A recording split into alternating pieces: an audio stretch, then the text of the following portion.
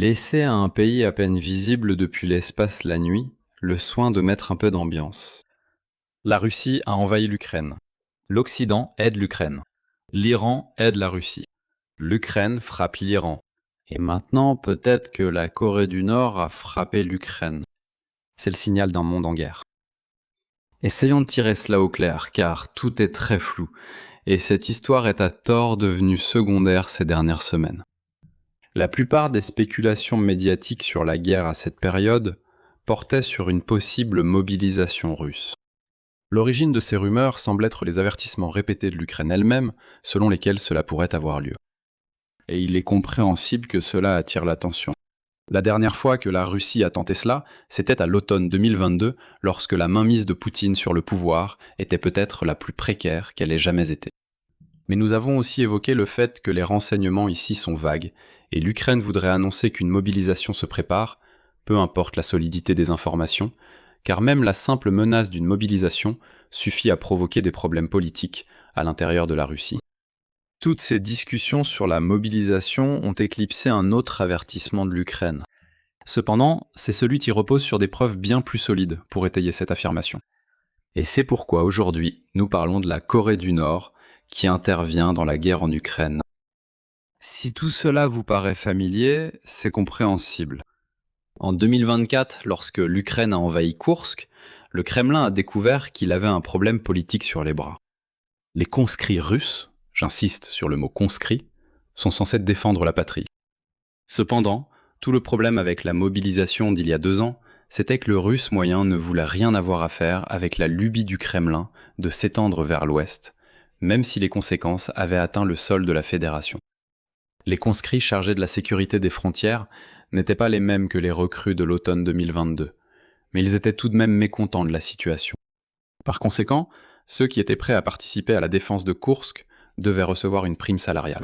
Plus précisément, la même prime salariale que le Kremlin a commencé à verser aux soldats contractuels volontaires envoyés en Ukraine.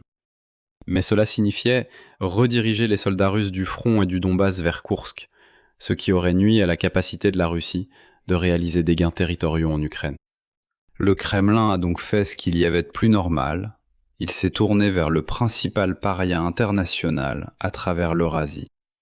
Environ 12 000 soldats nord-coréens ont commencé à arriver à Koursk en octobre. Il a fallu 5 mois de plus, mais l'Ukraine s'est finalement retirée de Koursk. La Corée du Nord s'est révélée essentielle pour la défense, même si les soldats de Kim n'étaient pas préparés aux réalités du combat moderne. Mais notez que l'activité de la Corée du Nord était limitée aux saillants de Koursk. Les troupes nord-coréennes n'étaient ni sur le front Est, ni en train de bombarder Kiev. La Russie avait essentiellement échangé des milliards de dollars, une assistance technique au programme d'armement nord-coréen et des tonnes d'aide alimentaire contre un afflux de main-d'œuvre, déplaçant ainsi tout problème politique lié à la mobilisation d'une armée de Moscou à Pyongyang. C'est à peu près la situation depuis plus d'1 an. L'Ukraine accusait régulièrement la Corée du Nord de effectuer des tirs de roquettes de l'autre côté de la frontière. Mais les inquiétudes concernant une escalade nord-coréenne ici n'ont pas attiré l'attention de l'Occident au sens large, en grande partie à cause de l'absence de confirmation de la responsabilité de la Corée du Nord. Avançons rapidement jusqu'à il y a quelques semaines, où les premiers signes d'un changement sont apparus. Zelensky a révélé que la Corée du Nord prévoyait d'envoyer 30 000 soldats supplémentaires en Russie, selon le renseignement. Rappelez-vous, la défense de Koursk n'a utilisé qu'environ 12 000 Nord-Coréens. 30 000 soldats supplémentaires, c'est un nombre considérable. Et c'est d'autant plus intéressant et unique par rapport à la situation d'il y a 2 ans, si vous ne pensez pas que l'Ukraine soit en position de lancer une nouvelle offensive sur le territoire russe dans un avenir proche. Pour ajouter à la situation médiatique déjà déroutante, cette accusation s'accompagnait de preuves que la Russie préparait des opérations logistiques au nord-est de l'Ukraine, apparemment pour accueillir le contingent nord-coréen. Cela contrastait avec les affirmations plus modérées sur une mobilisation russe, qui ont pourtant reçu davantage d'attention médiatique. Et cela nous amène à la nuit du 10 au 11 août, lorsque la Russie, ou du moins une entité au sein de la Russie, a lancé une salve de missiles en direction de Kiev et de Zaporijjia. Kiev a reçu à juste titre l'essentiel de l'attention pour les attaques de missiles, mais cette fois, Zaporijjia est sous les projecteurs. La cible principale semble avoir été Zaporijtal, l'une des plus grandes aciéries d'Ukraine. Mais ce n'est pas ce qui a rendu l'attaque remarquable. C'est surtout la façon dont l'attaque a été menée. Il y avait l'habituelle panoplie de missiles balistiques russes, dont les Iskander. Ce qui rendait cette attaque unique, c'était la présence de plusieurs missiles KN-23, c'est-à-dire des missiles nord-coréens. Combien exactement, ce n'est pas clair. Ce sont en fait la version nord-coréenne de l'Iskander, et ils semblent presque identiques au radar.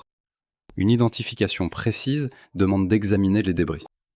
Néanmoins, ce qui est préoccupant ici, c'est que certains des points de lancement provenaient de la même région, où la Russie semblait se préparer à cette éventualité nord-coréenne. Et il y a un manque d'attribution dans les rapports quant à savoir qui a réellement effectué les tirs.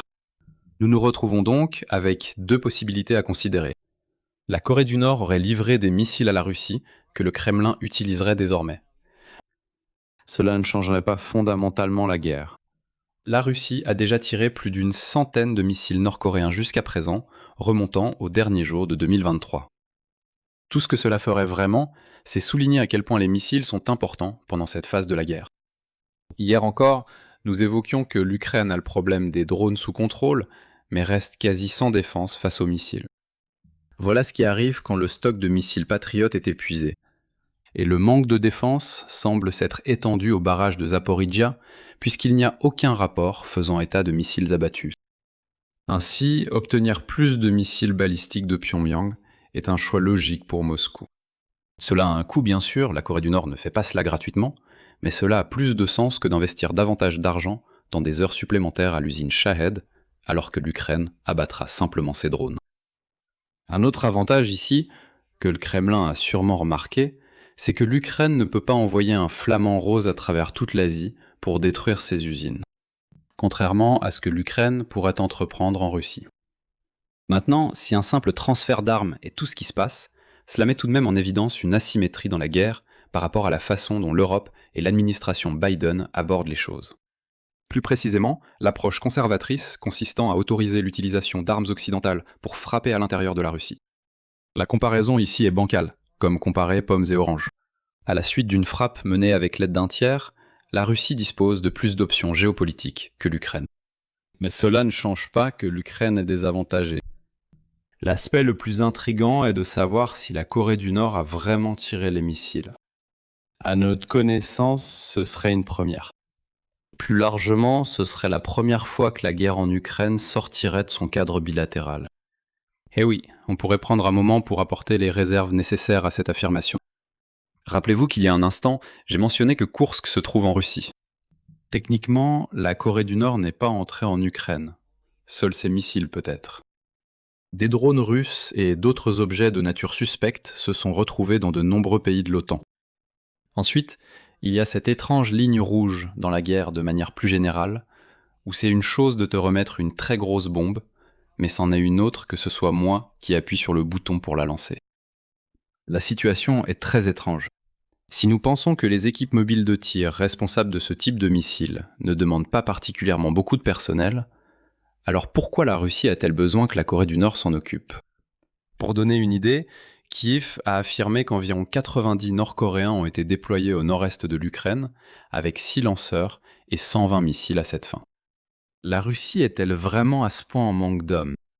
Cela confirmerait que nous sommes à un peu plus d'un mois d'une mobilisation de 500 000 hommes par la Russie.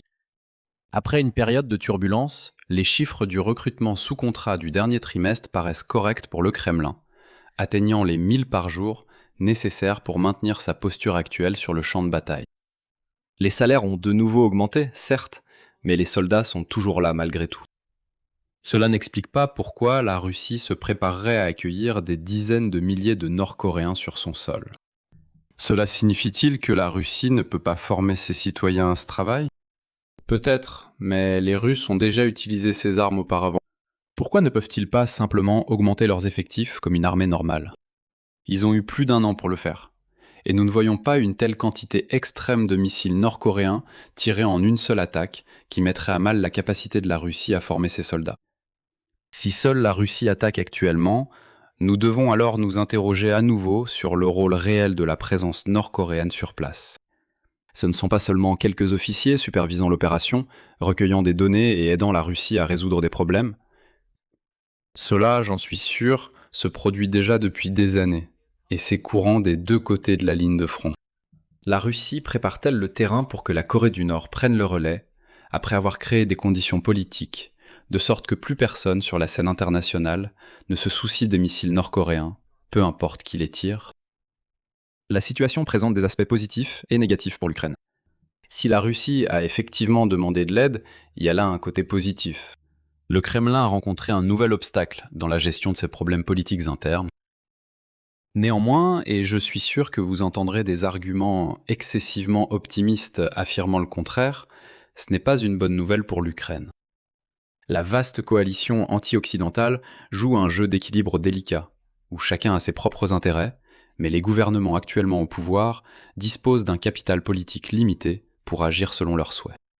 Là où la Russie a réussi tout au long de la guerre, c'est en trouvant des solutions moins coûteuses à ses problèmes politiques, puis en utilisant sa richesse pour miser entièrement sur celle-ci. Voyez les choses ainsi. Chaque pays de la coalition anti-occidentale a sa propre limite quant à la quantité, faute d'un meilleur terme, d'absurdité qu'il peut tolérer. On peut, dans une certaine mesure, échanger des absurdités contre de l'argent. Un gouvernement peut acheter plus de soutien intérieur pour compenser les absurdités s'il a plus d'argent. La Chine ne tolère pratiquement pas ces absurdités. Achetez des produits chinois et vendez les vôtres à la Chine à prix réduit, sans aide politique de ce côté. L'Iran avait une tolérance raisonnable jusqu'à il y a environ 6 mois. Maintenant que les États-Unis mènent leur opération spéciale à Hormuz, il n'y a plus de marge dans le système. Même après cela, le nouveau guide suprême pourrait vouloir rester prudent face aux manifestations dans son propre pays. Au contraire, c'est en Corée du Nord qu'il y a de la marge. Et c'est encore mieux pour la Russie, car le coût marginal de transférer les charges politiques à Pyongyang est relativement faible. La Corée du Nord est si pauvre qu'une petite somme de roubles suffit. Pour répondre à la question du titre, nous ignorons le statut actuel de la Corée du Nord dans la guerre. Peut-être que les Nord-Coréens appuient maintenant sur des boutons pour tirer sur l'Ukraine. Ils pourraient bientôt en faire plus, car il n'est pas nécessaire d'avoir des dizaines de milliers de soldats pour intensifier ces opérations. Même si rien ne se passe pour l'instant, il existe une raison théorique de penser que cela pourrait arriver bientôt. En attendant, si vous souhaitez revenir à une époque plus simple, où nous réfléchissions aux conflits bilatéraux, consultez l'un de ces deux excellents livres sur le début de l'invasion. Et si vous avez apprécié la vidéo d'aujourd'hui, alors merci de liker, partager et vous abonner, et je vous retrouve demain. Prenez soin de vous.